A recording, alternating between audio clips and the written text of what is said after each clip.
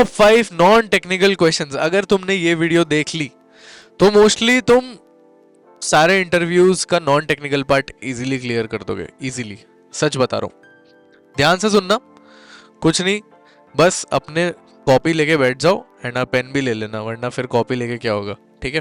तो let's go ahead with the video.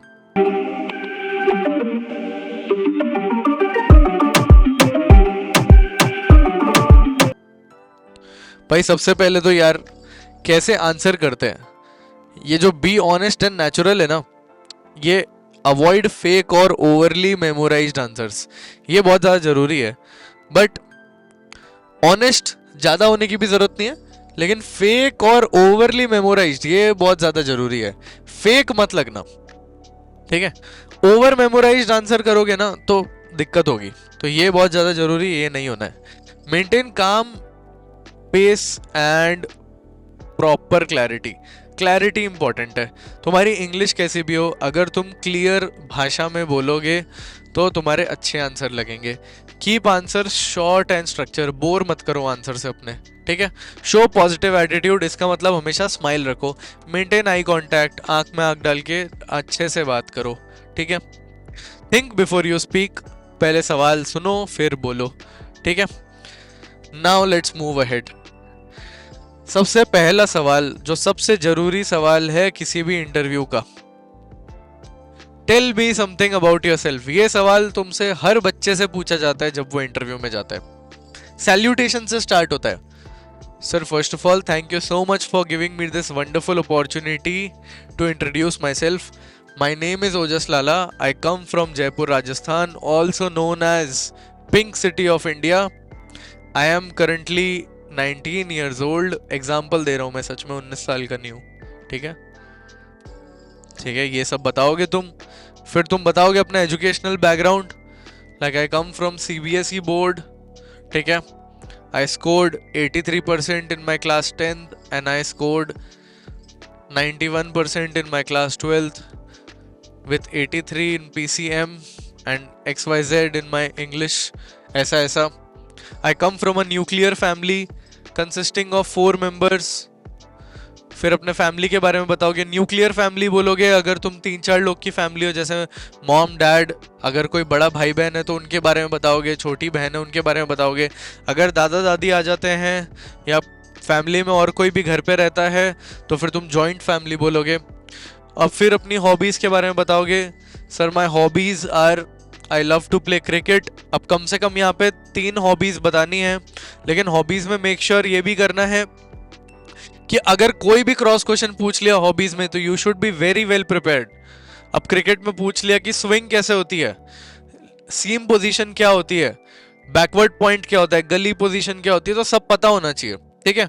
फिर my strengths are dash dash dash, ये and and your answer, that's it, short and sweet. ज्यादा लंबा नहीं खींचना आंसर को। समझ आ गया बच्चों? समझ आ गया बच्चों? चलो लेट्स गो अहेड।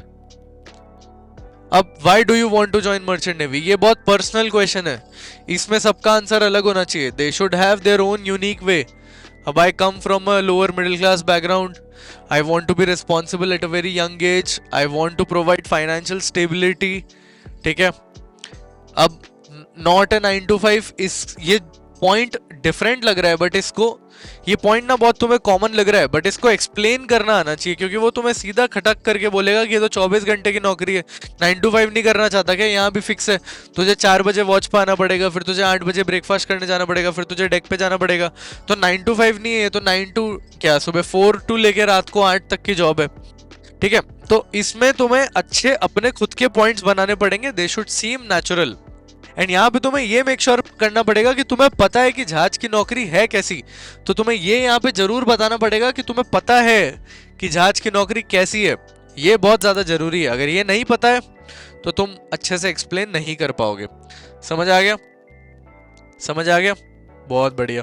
चलो let's go ahead. Merchant navy के एस्पिरेंट और ज्वाइन करना चाहते हो, सेल्फ स्टडी से करना है तो IME-CT 200 बेस्ट है तुम्हारे लिए। नीचे लिंक दिया है, फटाफट खरीद लो। लेकिन अगर चाहते हो कोचिंग से 1% से 75% सिलेक्शन रेट हो जाए, बडिंग मरीनर्स की कोचिंग A1 है, नीचे लिंक दिया है गूगल फॉर्म का, उसको भरो एंड 1-on-1 गाइडेंस मिलेगी free of cost. Why don't you want to pursue your hobby as a career? अब समझो मेरे को किसी ने बोल दिया कि आपने तो क्रिकेट बोला, तो आपको क्रिकेटर क्यों नहीं बता? तो यार बताना है, my hobbies are for relaxation and for personal interest. Mention that your career choice matches your long term goals and ambitions.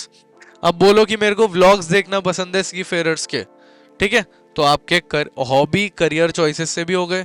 Show that you are passionate and serious about merchant navy, ये भी आपको अपनी hobby में explain करना है. Explain the difference between passion, profession and responsibility.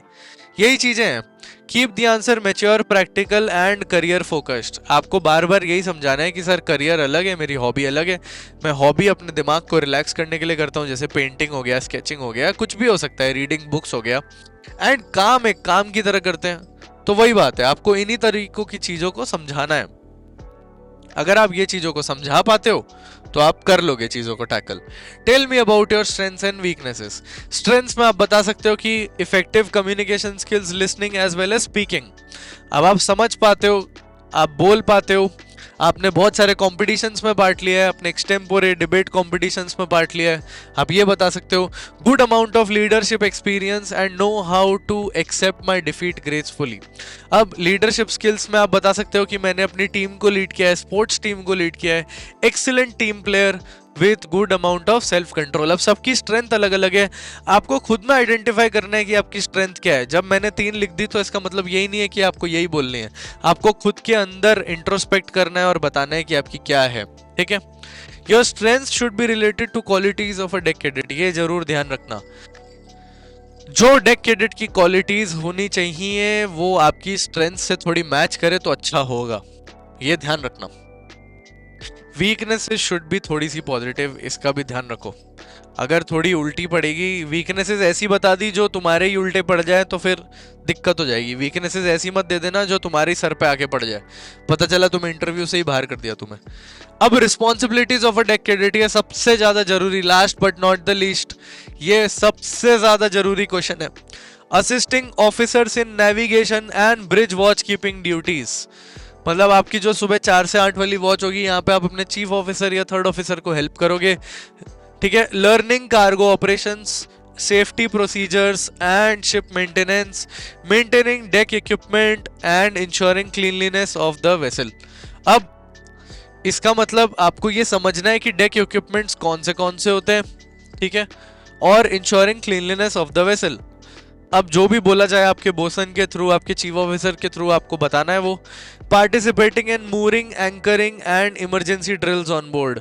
अब budding mariners के app पे मटेरियल है, अगर आप पेड सब्सक्रिप्शन आपने लिया हुआ है तो आपको पता होगा, हमने वीडियोस भी अपलोड किए हुए हैं. मूरिंग के वीडियोस देखो, उसमें समझो कि मूरिंग क्या होता है, एंकरिंग क्या होता है, ये दोनों शब्द आपको पता होने चाहिए. मूरिंग समझो, एंकरिंग भी समझो, इमरजेंसी ड्रिल भी आपको पता होनी चाहिए क्या क्या होती है. Following orders of senior officers with discipline and professionalism, ये भी आपकी ड्यूटी है. Maintaining training records and learning daily ship operations, it is a duty of yours. Adapting to team work, long working hours and sea life. Basically यही आपकी duties हैं. Duties आपकी endless हैं, responsibilities आपकी एंडलेस हैं.